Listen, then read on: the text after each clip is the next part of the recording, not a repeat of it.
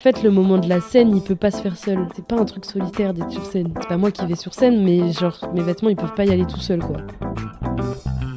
Ce que j'aime avec le podcast, c'est les rencontres que ça m'amène. De fil en aiguille, j'en arrive à découvrir le travail de Lou Auberto, grâce à une invitation de la résidence Artagon à ses portes ouvertes. Je suis rentrée dans son atelier, j'ai eu un coup de cœur pour une de ses pièces, un trench bleu-vert qui dégouline, et elle était là, juste à côté, prête à répondre à nos questions avec un peu de timidité. Et je suis trop contente qu'elle ait accepté mon invitation et qu'aujourd'hui je puisse vous partager notre conversation. Lou, elle a une approche queer de son art, une approche engagée du tissu. Elle ne fait pas juste du vêtement, elle fait vraiment des personnages, elle raconte des histoires et ça la sert aussi bien pour exposer des œuvres que pour les mettre en scène dans des numéros de cabaret ou de danse. J'espère que cette conversation vous plaira. Je suis Chloé, bienvenue dans le Clo-Clo Club, le podcast sur la créativité.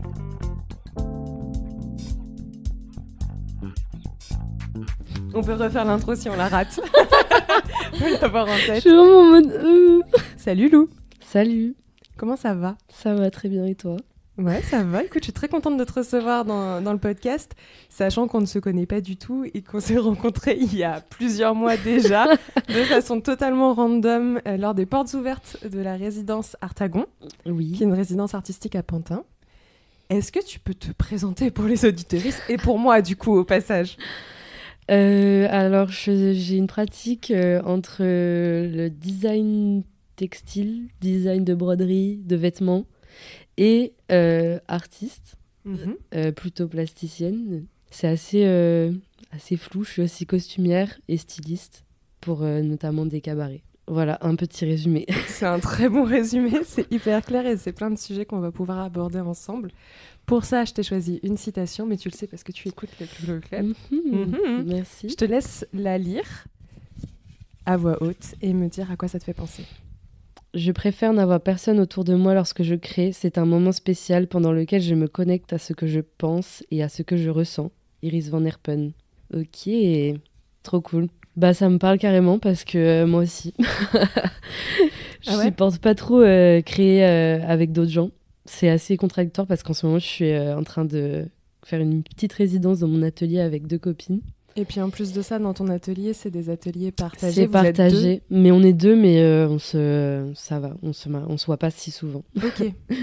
Le moment de créer, je pense que c'est vrai que c'est un truc que j'ai du mal à partager. C'est assez intime en fait. Genre avant que ce soit vraiment sorti sur la matière, j'ai du mal à parler aux autres de ce que je suis en train de faire parce que j'ai peur que ça me coupe dans mon élan. Et je pense que c'est un peu ça. Mais du coup, ça me parle. Puis Iris van Herpen, elle parle beaucoup justement de la matière pour créer des volumes. Et moi aussi, je fais ça beaucoup. Mais en fait, quand j'avais vu les pièces du coup que tu présentais lors des portes ouvertes, donc on rentrait pour faire un petit peu une audio description. En gros, t'es le premier atelier déjà qu'on a visité sur place quand on a débarqué. Attends, on a été super bien accueillis et tout. Et en fait, il y avait plusieurs de tes pièces qui étaient présentées à différents endroits de la pièce. Il y avait une grande table avec plein de feuilles, de croquis, d'inspiration, de choses comme ça, et plein de feuilles au mur et de morceaux de textile aussi. Ouais. Et ce qui ressortait tout de suite, c'était ce que je te disais un peu hors micro, mais ce côté très organique en fait dans ce que tu fais, à savoir d'avoir effectivement du relief, des découpages, des formes qu'on retrouve, je trouve, sans vouloir faire un comparatif, parce que chaque artiste est unique là-dessus, mais un petit peu dans le travail d'Iris van Herpen, que moi j'aime beaucoup. Ouais. Et c'est vrai, quand j'ai lu cette citation, j'ai tout de suite pensé à toi, parce que je me suis dit, mais comment est-ce qu'elle fait pour être seule, puisqu'elle est dans un atelier partagé, en résidence ? Qu'est-ce que ça change, en fait, dans ta façon de travailler, d'avoir rejoint la résidence Artagon ? Plein de choses. C'est surtout, ça me nourrit, ça me motive énormément. Ah ouais ? Ouais, parce que juste avant de venir à Artagon, j'avais un atelier terrible à Montreuil. J'étais pas toute seule parce qu'il y avait des gens dans le bâtiment, mais mon atelier j'étais toute seule. C'est pas très facile de se motiver déjà à aller au travail, en fait. Ouais, déjà, surtout quand il fait -2 dans ton atelier et que tu travailles avec tes mains et que tu saignes des mains. C'est terrible. Mais ce que ça change vraiment, c'est la motivation pour y aller, rencontrer des gens. C'est vraiment être entourée. Parce que là, je commence à rencontrer beaucoup plus de gens, à avoir des collabs qui se dessinent. Entre personnes de la promo, ouais. Et ça, c'est trop génial. Et même, c'est motivant parce qu'on est amené à rencontrer des professionnels Et ça donne déjà des motivations autres que être dans ton propre petit cercle, etc. Ça donne des belles perspectives, on va dire. Et au-delà de ça, à Artagon, on est suivi, on est un peu encadré créativement, au besoin. C'est pas du tout obligatoire, mais en gros, on peut prendre rendez-vous avec Jeanne, la directrice d'Artagon. Et avec elle, du coup, on peut parler d'un peu de tout, ce qui nous tracasse, tout ce qui nous bloque, etc. Et elle est de très bons conseils, donc c'est assez agréable d'être encadré comme ça, parce que c'est vrai que quand t'es vraiment tout seul, surtout moi, je viens de sortir d'école, je suis sortie en 2023, septembre 2023. Et ouais, c'était pas si simple au début d'être larguée comme ça. En fait, en sortie d'école, t'as trouvé ce fameux premier atelier dont tu parlais directement ? Ok. Ouais, au bout de 3 mois, j'ai trouvé ça. Et c'était chouette parce que j'étais entourée de costumiers, justement, pour des drag queens, pour le cabaret et tout. Mais les locaux, c'était pas possible. C'était vraiment délabré, quoi. C'est juste après que je sois partie, le plafond s'est effondré. Oh, waouh, ok. Ça a failli tuer quelqu'un, donc voilà. Ouais, mais le lieu est hyper important, même pour créer, en fait, ça a impacté. Vraiment. Puis j'avais pas de lumière extérieure, voilà, la totale. Ouais. Très sympa. Donc oui, c'était sympa, mais en même temps, formateur, j'ai pu voir à quoi tenait mon endurance. C'est ça qui t'a motivé derrière ensuite à chercher un autre atelier. Comment est-ce que tu as découvert un peu la résidence Artagon ? Parce que vous êtes toute une promo, en fait, pour 1 an à occuper les lieux.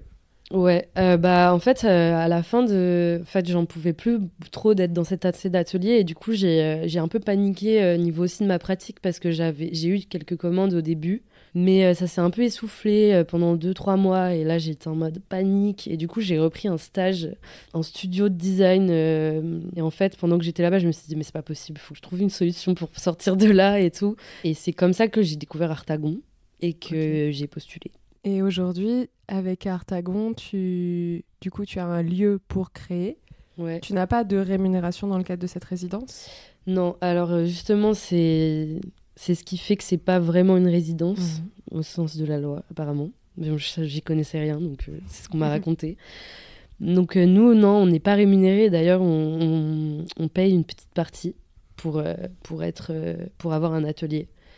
Donc c'est pas très cher, mais c'est quand même un prix quand on a 0 revenu. Après, comme tu dis, vous avez sur place toute l'effervescence entre vous, les bons conseils. Et j'ai pas parlé, mais des formations aussi. C'est ça, du matériel aussi. Du matériel, des espaces. Il y a des salles, une salle de danse, une salle de montage son, de montage vidéo. Il y a plein de choses. Un atelier de construction. Il y a vraiment plein de trucs. Là, ça n'a pas de prix parce que, en vrai, là, par exemple, je suis en train de créer une performance avec mes costumes.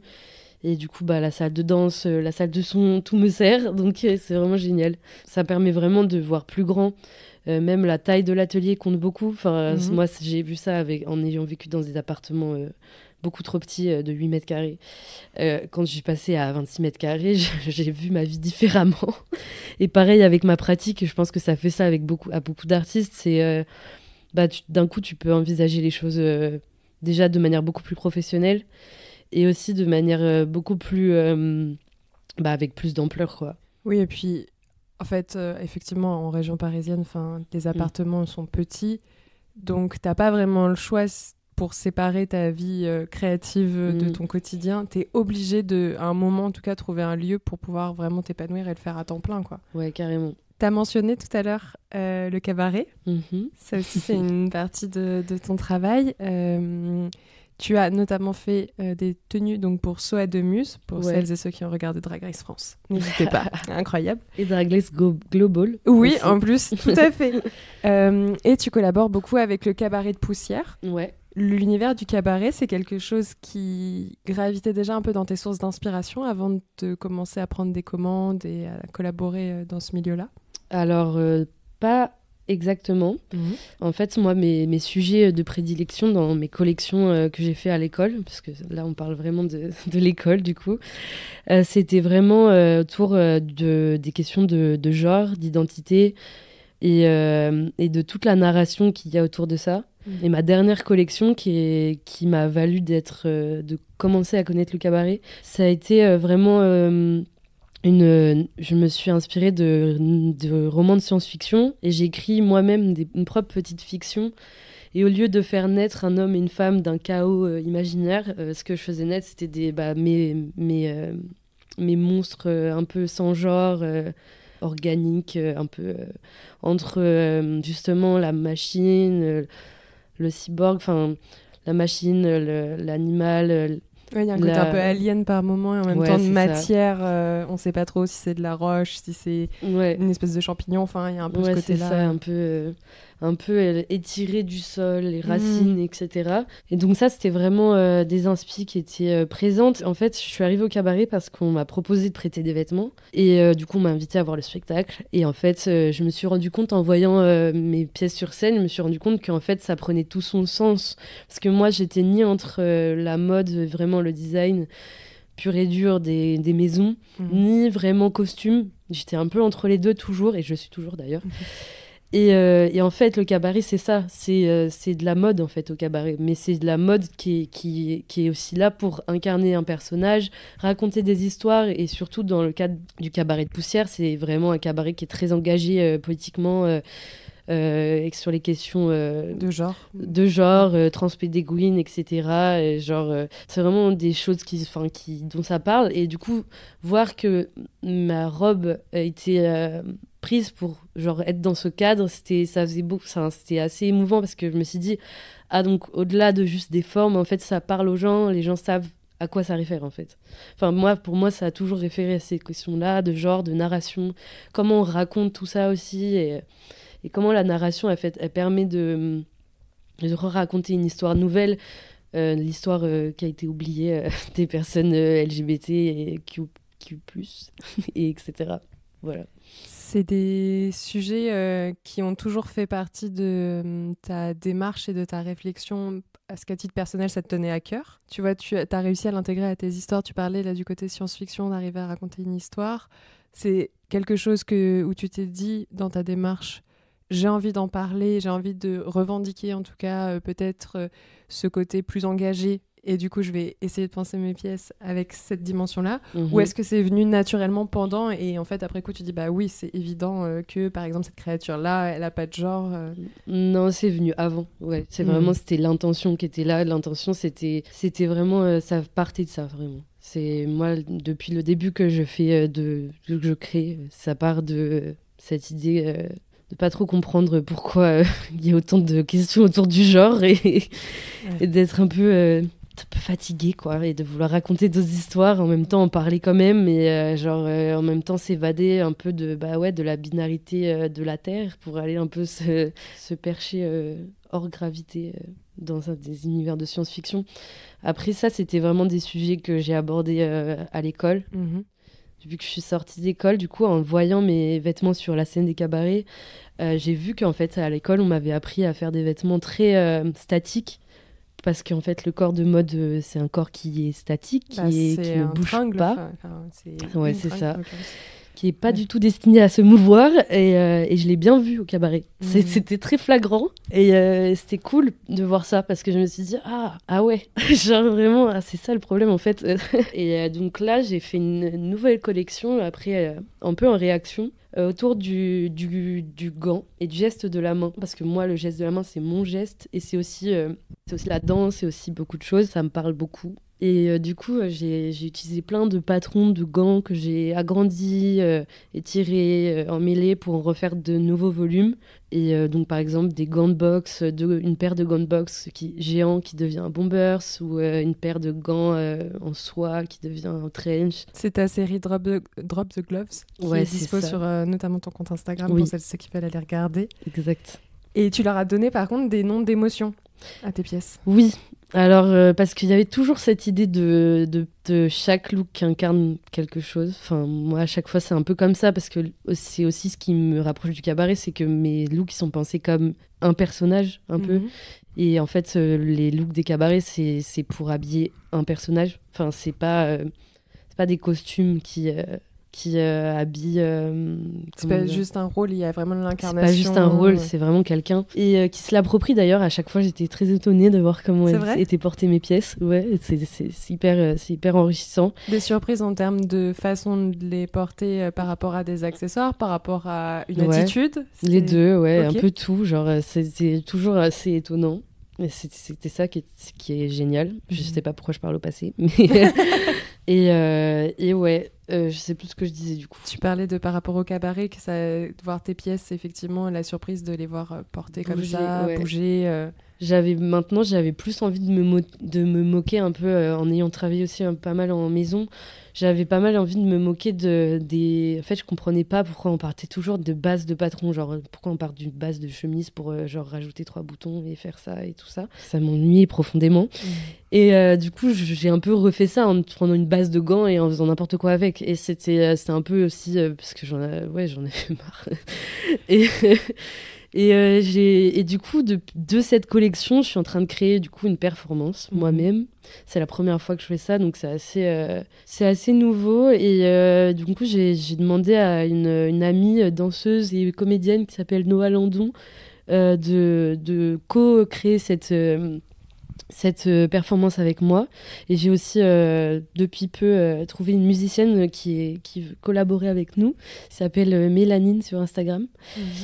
Et du coup, là, c'est en train de prendre en fait une autre dimension parce que c'est vraiment le vêtement qui est acteur en fait de la performance. Les vêtements, il insinue aussi des gestes parce que par exemple dans le trench là, on est dans des trucs très linéaires, très flottant, fluide, ça tourne. Mais par contre, dans le gant de boxe, on est beaucoup plus dans des rebondissements, des trucs un peu ouais, c'est l'idée vraiment qu'on part du vêtement pour créer de la danse et pas l'inverse, parce que souvent c'est plus l'inverse qui est fait. Oui, ou comme là avec ton expérience du cabaret où tu prêtes des tenues pour des performeurs, des performeuses, mais c'est pas pensé avec et c'est pas la performance qui est inspirée de ce que tu crées, quoi. Ouais, c'est ça.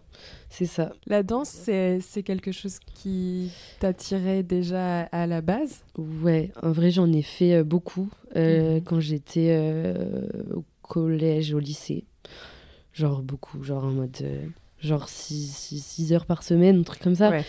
Et j'ai arrêté pour passer le bac et j'ai pas repris depuis. Et d'ailleurs je vais bientôt reprendre, mais ça arrive. Moi je suis pas danseuse, enfin je suis pas du tout danseuse et je suis ni chorégraphe ni metteuse en scène. Oui, donc pour ton projet, le faire toute seule, t'as besoin de t'entourer. C'est ça, j'ai besoin de m'entourer et aussi, c'est aussi marrant que je sache pas le faire, je pense, parce que je trouve des moyens un peu différents, parce que je suis là, je fais des bruitages pour la guider, j'essaye de dire ce qu'elle doit faire, en imaginant ce qui se passe dans sa tête en tant que personnage.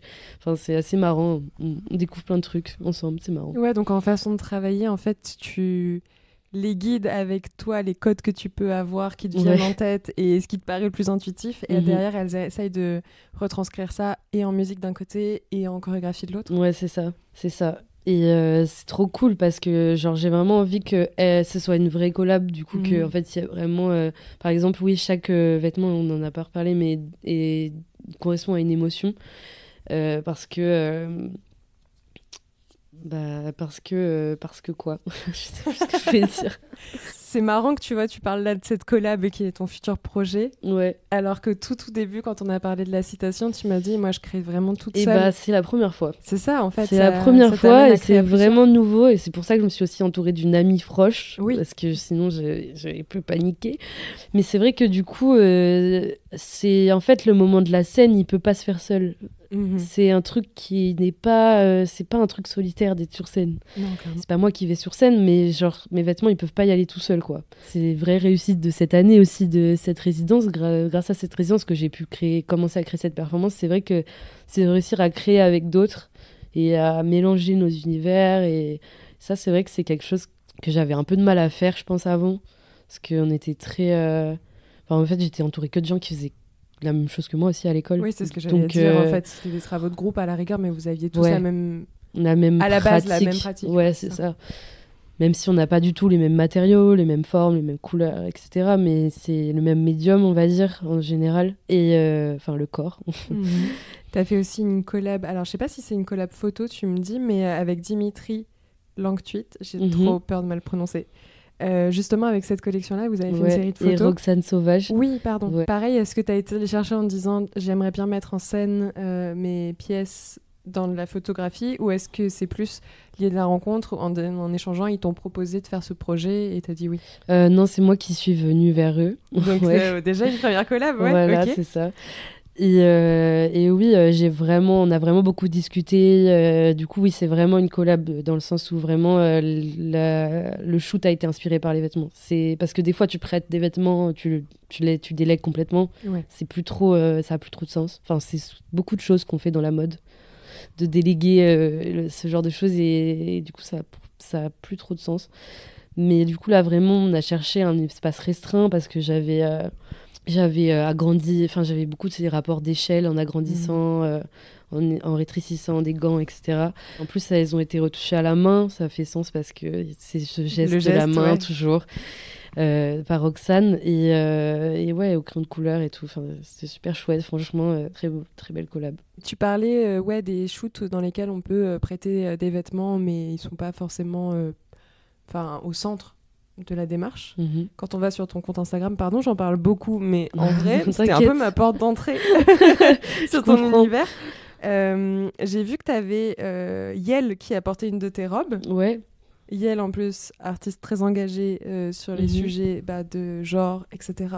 Et du coup, ça fait sens aussi. Comment ça se fait qu'elle ait porté une de tes robes ? C'est une styliste que je connais un petit peu de l'école, que je connais pas trop d'ailleurs, mais qu'on se connaît de l'école de vue, qui m'a emprunté cette... qui s'appelle Rococo Céane d'ailleurs. Ok. Je tag. C'était le shoot de promo d'un morceau, d'un EP, avec une autre artiste dont j'ai oublié le nom, je suis désolée. Mais oui, effectivement, j'étais étonnée. En fait, parce que c'est un peu un hasard, je pense aussi. Je sais pas comment dire, mais... Et de voir ta robe, en l'occurrence, portée comme ça sur une artiste qui plus est internationalement connue, outre le fait que vous partagez quand même des valeurs, et voilà. Ça t'a fait quoi ? Rien. J'étais contente, j'étais très contente. Ouais. Ça m'a fait un peu comme au cabaret, quoi. J'ai l'impression que mes pièces parlent d'elles-mêmes. Et ça, c'est quelque chose qui est hyper, qui fait du bien, parce que j'ai l'impression que des fois, c'est trop subtil, ou c'est trop, je sais pas. C'est un peu ce qui est reproché, je pense, tu vois, quand on fait des expos d'art contemporain, ce genre de choses. T'as souvent des cartels qui expliquent la démarche de l'artiste ou une œuvre, etc. Et j'ai beaucoup entendu de personnes lors de leur visite dire mais soit c'est hyper verbeux, on comprend rien, soit tout ça pour ça. Et tu sais, t'as envie de dire en fait oui, parce qu'il y a une démarche et qu'elle n'est pas évidente quand tu regardes, et toi t'arrives et tu travailles en tout cas à rendre ça assez évident aussi, ou en tout cas libre à l'interprétation d'une histoire, mais avec des pistes quoi pour les personnes quand on regarde tes pièces. De ouf. Ouais, du coup c'est vrai, ça fait plaisir quoi. Tu m'étonnes. T'as même été exposée au Centre national du costume et de la scène. Yes. Petite expo cabaret. Ouais, ça pour moi c'était encore plus cool. Bah ouais, tu m'étonnes. Je sais pas, c'était un peu... T'as une robe au musée quoi. Ouais, c'est dingue. Et pas n'importe où dans le musée, j'étais au centre, front row de la vitrine haute couture. Oh waouh. C'était en même temps assez drôle, parce que je me suis dit que Martin, la personne que j'ai habillée, donc qui a mis cette robe dans le musée, parce qu'en fait c'était une exposition du coup autour du cabaret, et donc qui reparlait de tous les cabarets parisiens, et pas que d'ailleurs, par leurs costumes, parce que c'est le Centre national du costume et de la scène. Et en fait du coup chaque costume représentait en fait une personnalité ou un cabaret, etc. Et du coup mon costume représentait Martin Dust du cabaret de Poussière, et en fait c'est un très beau parleur. Et c'est comme ça que tu t'es retrouvée là. Je me suis retrouvée là, et je suis très très heureuse. Mais il a pas tort, hein. C'est de la haute couture. Totalement. Tout est fait à la main, point puce, etc. Et j'étais super heureuse d'avoir cette robe au musée, parce que c'était ma dernière collection.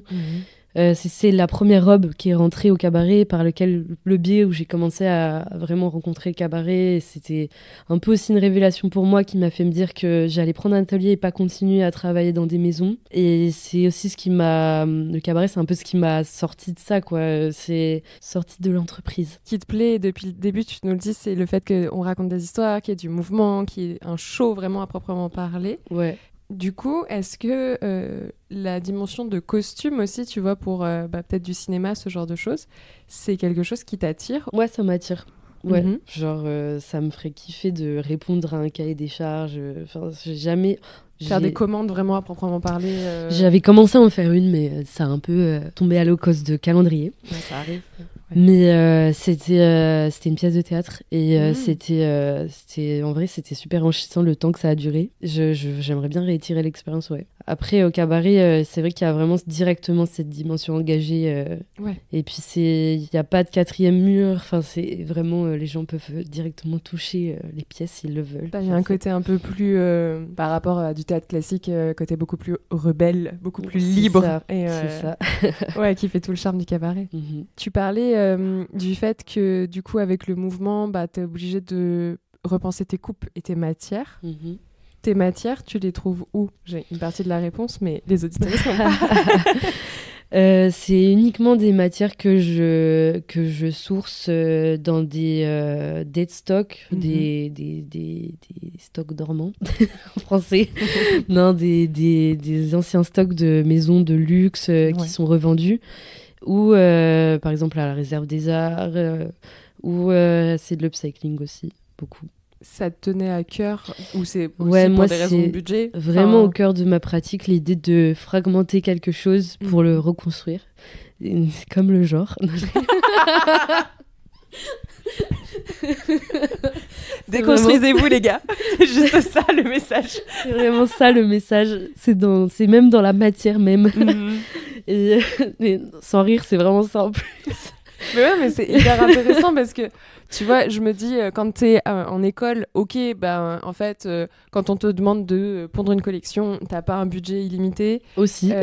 Du coup, tu vas au plus simple et t'essayes de trouver des matières qui quand même font le taf par rapport à ce que tu imagines en termes de tombée et autres, parce que en fonction de la noblesse de la matière, en fonction de son origine, de plein de choses, tu vas pas du tout avoir le même rendu. Et c'est un peu dommage quand tout repose aussi là-dessus. Mais une fois que tu te lances après à ton compte, effectivement, la question se pose de comment est-ce que tu choisis un peu ces matières. Bah ouais, carrément.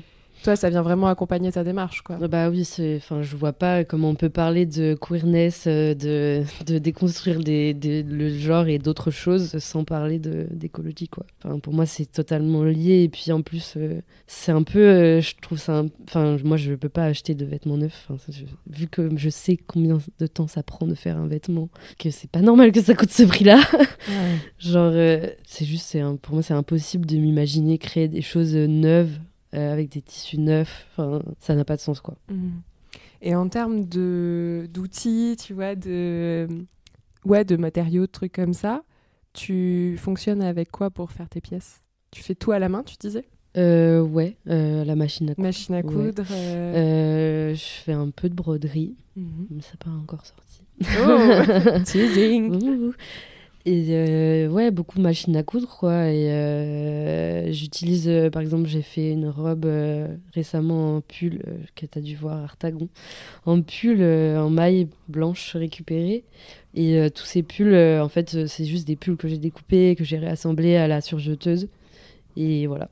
Ce qui est assez fou, c'est que effectivement, quand on voit la robe, à aucun moment tu ne devines qu'il y a eu des pulls. Tu te doutes que dans ta démarche, ça se voit que c'est des pièces mélangées ensemble, mais t'as aucune idée de ce que c'est à la base, en fait, comme objet. Ouais, parce que j'ai un peu je suis un peu énervée contre le upcycling, je change 3 boutons, etc. Ouais.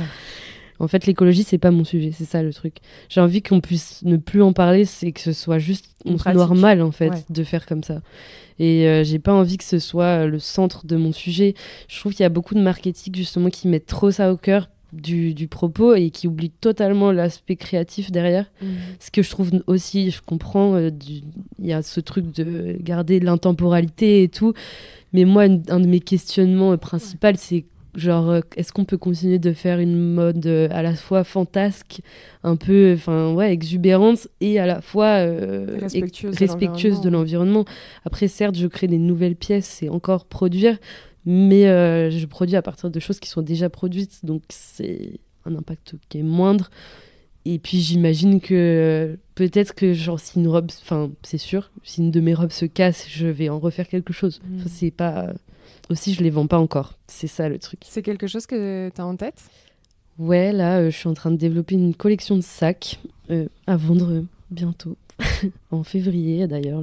Qu'est-ce qui t'amène justement à faire de la vente de certaines de tes pièces ? Parce que comme tu le disais quand tu t'es présentée, t'es vraiment dans une démarche entre plein de trucs, à savoir entre artistes, en même temps, effectivement, dans le design textile, en même temps, tu habilles sur scène. Ouais. Qu'est-ce qui t'amène, tout court, à lancer là, des pièces, certes uniques, mais à vendre En vrai, c'est un peu triste, mais l'argent... Ouais. Bah non, mais c'est un vrai sujet, on n'en parle pas assez, je trouve. Parce que, genre, c'est aussi une manière de faire ce que j'aime quand même, et de vendre. En termes de rémunération, aujourd'hui, tu vis de ta pratique ? Non. Ouais. Pas du tout. Je me permets une petite parenthèse parce que ça m'a fait rire. C'est que, tu vois, t'as fait un design de robe pour Givenchy porté par Beyoncé. Ouais, exact. Quand même. Enfin, on est sur ça en termes de personnalité. Mais la réalité derrière, c'est que c'est des métiers de l'ombre, c'est des métiers aussi précaires, c'est des métiers d'indépendants, d'artistes, etc., qui sont pas très protégés, qui sont pas encouragés ni soutenus ou difficilement. Ou alors par des organismes comme Artagon, mais qui le font avec une dimension plus associative, en fait, presque que entrepreneuriale ou mécène. T'es pas sur une démarche de mécénat. Non. Et c'est vrai que d'aller pouvoir ensuite financer ta création et prendre ce temps-là aussi, c'est du temps que t'as pas sur un taf alimentaire. Ouais, complètement. Autre, quoi. Complètement. Mais j'ai des contrats qui arrivent quand même. Rassurez-vous. Suivez l'actu. Je vais faire, par exemple, une pièce pour un musée, le musée des mathématiques. Mais non, c'est où ? Alors, ça s'appelle l'Institut Poincaré, plus précisément. Et c'est une exposition qui s'appelle Sous la surface, les maths. Et donc, je fais une robe en gants géants encore. Je suis obsédée. Et en fait, c'est pour montrer qu'un patron x5 peut être totalement autre chose. Ah, trop marrant. Notre démarche, le musée des mathématiques. Voilà, je fais tous les musées de Paris, n'hésitez pas. Écoutez, une annonce publique, ouais, c'est ça. Attends, je reprends un peu mes questions aussi. Dis-moi. Oh là là. C'est quoi un petit peu tes inspirations ? Oh là, très grosse question. Très grosse question, tes inspirations parce du moment ou... Je suis très instinctive dans ce que je fais. Ok. J'ai un peu de mal avec les inspi, parce que je trouve qu'il y a déjà tout qui existe, donc j'ai pas de truc précis. C'est un peu flou, je suis un peu... par exemple, pour ma collection qui a été au musée, c'était vraiment... J'étais inspirée par les racines, par des plantes, par des... J'étais un peu inspirée par Giger, je vais pas mentir. etc. Et par Jean-Paul Gaultier qui est ça, si bon, ok, je peux citer Jean-Paul Gaultier. Tu sais que j'ai failli te le mettre en citation, j'ai hésité. Ouais, parce que quand même lui je l'aime bien. Et qui d'autre? Mugler, bien sûr, parce que quand même, Mugler a quand même créé son propre cabaret, ce qui est un peu aussi mongol finalement, pas vraiment avoué, mais c'est un peu en vrai, stylé. c'est un trop beau projet. Peu stylé, genre, c'est un peu stylé. Je sais pas trop si ça a fonctionné, je crois pas d'ailleurs, mais oui, mais il l'a fait. Mais il l'a fait, c'est stylé. Ah oui, et puis Vivienne Westwood, bien sûr, ma vie. C'est très cliché là ce que je sors. Non, mais c'est des grands noms qui ont vraiment marqué aussi la vraiment, mode. Quoi. Ouais, c'est sûr. Et puis c'est des gens qui n'ont pas hésité à faire du show, à sortir des codes de la binarité, à parler cru. Enfin, c'est des gens un peu punk, quoi. Ouais, qui ont totalement déconstruit le concept de... Encore déconstruire. Mais déconstruire le concept de défilé, en fait, en faisant autre chose, en racontant plein de choses. Jean-Paul Gaultier a fait un super défilé avec Régine Chopineau, qui est une chorégraphe trop stylée. Et en fait, c'est un peu... je veux dire que je copie, mais en fait, l'idée, c'est vraiment que les costumes sont le point de départ de la danse. Et que du coup, il y avait beaucoup de second degré, beaucoup de... je sais plus, c'était les chaussettes qui dansent, un truc comme ça. Enfin, c'était génial. Genre vraiment, c'est une de mes inspirations préférées, je crois, en ce moment. Et vraiment, c'est un beau moment parce que c'était en fait le spectacle, c'était un spectacle qui s'appelait Le Défilé. Du coup, c'était vraiment en mode, pas un défilé, c'était pas un spectacle, mais c'était en même temps un peu les deux. C'était très hybride. Beaucoup. Ouais, c'était hyper intéressant, même niveau du fond. C'est quoi ton regard sur la mode, toi, aujourd'hui? Elle a levé les yeux au ciel. Bonne question. c'est je pense, un peu d'ennui. Mais la mode, c'est vaste aussi. Mais un peu d'ennui, je crois. Je trouve que, en fait, aussi pour avoir travaillé en maison, j'ai vu qu'en fait, on créait plus rien de nouveau. Et c'est un peu triste, quoi. Je pense que comme je viens de sortir d'école, que j'ai un peu découvert aussi le monde du travail, c'est un peu désillusionné, même si j'étais pas très illusionnée. Il faut le dire, je m'attendais pas à... Qu'est-ce qui t'a amené à faire ces études dans ce cas? J'ai toujours voulu faire ça. Ok. Ouais. J'avais un peu oublié ce rêve au lycée. Et un peu genre au moment du bac je me suis un peu voilée la face, mais en fait je me suis retrouvée comme par hasard à Duperré. Je sais pas trop ce qui m'a poussée, mais depuis que j'ai 12 ans j'écris que je veux faire ça. En vrai de vrai, je pense que dans le fond j'aurais préféré être artiste, juste. Enfin, j'aurais fait les beaux-arts, ça m'aurait très bien été aussi. Mais en fait pour moi t'es artiste. Oui, je le suis. Il faut le redire. C'est pas parce que non, mais et puis c'est pas parce que ce que tu produis est utile ou peut être porté, etc., que ça n'en est pas une œuvre d'art. C'est un peu mon petit combat personnel de je comprends. De pas faire trop le distinguo entre art, artisanat, produit de consommation. Et la preuve, en fait, dans ce que tu racontes aussi sur les maisons, c'est que la mode aujourd'hui, c'est de la consommation. Et tu le vois, il n'y a plus le travail artistique qui va avec. Ouais. Mais du coup, il y a ce travail de pièces hyper standardisées. Toi, ce que tu fais, c'est pas des pièces standardisées. À partir de là, t'es une artiste, tu vois, dans ta démarche. Ouais, c'est vrai. Il faut l'assumer, ça y est. Oui. Allez, 2025. Coming out. Comment est-ce que tu vois un petit peu l'évolution de tes créations au fil des années? Dans le futur ou là? Dans le passé déjà, et après tu me dis dans le futur. Je pense qu'avant, je cachais le vrai sujet. Le sujet de l'homosexualité, le sujet du genre. C'était des trucs que je voulais dire sans dire un peu. Que maintenant, j'ai plus envie de mettre sur le devant. Coming out. Également. Encore. Déconstruction et coming out, c'est le titre de l'épisode. C'est vraiment que ça. J'en veux plus. Et ouais, je pense que je me cachais un peu derrière mes cyborgs. Et en fait, maintenant, je suis un peu allée au-delà de ça. Et puis, il y a aussi ce truc de je partais beaucoup de la matière pour aller vers la forme. Et maintenant, j'essaye de faire un peu les deux. Et c'est hyper intéressant de changer le point de vue. C'est beaucoup de techniques aussi. La couture, c'est une technique qu'on n'arrête jamais d'apprendre. T'as appris à l'école la couture ou tu l'as appris avant? Oui, c'est quelque chose que j'ai appris à l'école, mais que j'ai aussi appris un peu avant avec ma grand-mère. C'est toujours les grand-mères dans ces histoires. C'est toujours les grand-mères. Et en plus, c'est marrant, on parlait des inspirations, mais ma prochaine collection, elle s'inspire de la Normandie, où je suis née et où j'ai appris la couture avec ma grand-mère. Et du coup, j'ai regardé pas mal d'archives de famille et je m'inspire en ce moment de ça pour réécrire une histoire de ma famille qui soit un peu plus queer. Pardon. T'inquiète, je vais te poser la question de fin et on va pouvoir terminer comme ça. Wow, tu vas pouvoir survivre. Mais oui, j'entends. Ouais, c'est bon. On va terminer ce podcast avec un peu la question de fin. J'aime bien poser une question portrait chinois. J'ai hésité entre deux questions pour toi, mais je crois que je vais partir sur celle-là. Je l'aime vraiment bien. Quelle matière tu serais? Trop drôle. Ah, c'est marrant. J'hésite entre dire celle que je préfère, mais en même temps, c'est un peu facile. Oui, c'est vrai qu'il y a toujours cette différence-là entre celle que, évidemment, à ta préférence et celle qui te correspond. Ouais, je pense que c'est pas très original, mais je pense que je serais genre une toile de coton, toile de coton, du jean. Enfin, de toute façon, c'est une toile de coton, c'est du jean aussi. Mais ouais, du jean ou une toile de coton. Un peu brute, un peu solide et en même temps solide, qui se déforme pas. Ouais. Et facile à coudre. C'est vrai, c'est plus simple à coudre. Ouais, c'est facile. Oui, parce que ça bouge pas en fait. Ça bouge pas, ouais. C'est top. J'adore. Trop bien. Merci beaucoup, Lou. Merci. Merci d'avoir écouté cet épisode, j'espère qu'il vous a plu. Je vous invite à suivre le travail de Lou Oberto sur les réseaux sociaux et à vous abonner au Clo-Clo Club, évidemment, afin d'être tenu au courant des prochaines interviews que je vais vous poster. Il y a un épisode chaque semaine le mercredi, on se retrouve dès 7h du matin sur toutes les plateformes d'écoute. Vous pouvez me laisser des étoiles et des commentaires sur Apple Podcast et sur Spotify, d'ailleurs si vous aimez mon travail. Me rejoindre également sur les réseaux sociaux, @CloCloClub sur Instagram, TikTok et sur Threads, et aussi désormais sur Patreon, car j'ai une page Patreon qui vous permet de soutenir financièrement mon travail et d'avoir accès à plein de contenus exclusifs en échange. Je vous partage notamment des recos culturels, des découvertes, un peu les coulisses du podcast, tout ce que je mentionne rapidement sur les réseaux, donc là je prends le temps de creuser avec vous et pour vous, ainsi qu'un épisode bonus de podcast par mois. Rendez-vous mercredi prochain pour un nouvel épisode. Bye!